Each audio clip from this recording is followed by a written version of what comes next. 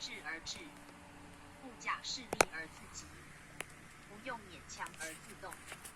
不拔毛驴，而以其会相从也。阳既未动，用既已生，则未形。未出外之象，不干焉持也。天地交载，万物同春，谁无生机？而一时自气哉？气至自出，时至自行。顺天应道，因时成化。故此志，天下大同。故曰争道。象曰：拔毛连庐，志在外也。宣圣讲义，身是爻辞之意也。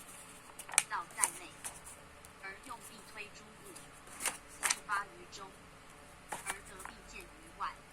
志在外，正如毛驴之拔，豁然而出，将以成其包覆之德也。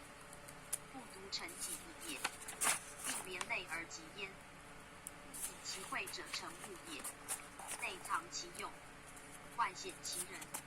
成物质也，成己人也。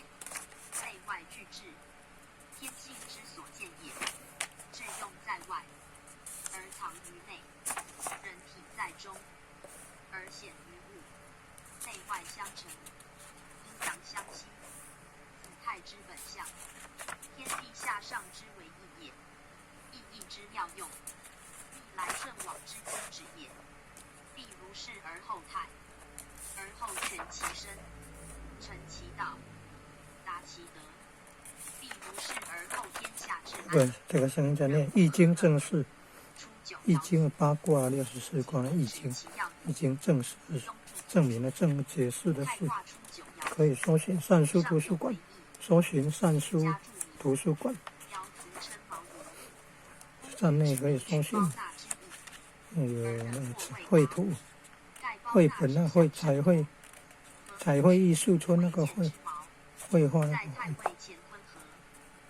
个图案的图会找到古代的线装书那个劝善书籍有画图的，找点黑白的画画，黑白的图画劝善书籍绘本。诗称也有四群，白毛高枝，白毛纯洁，有玉。善书图书馆有丰富的儒家、佛家、道家、儒释道三家，图书籍很多啊，还有英文书还是英文文章，有翻译本的。中文的书籍的或英译本。苔藓之间，悄然独茂者，毛类而已。盖其的天士梦，起身独仙。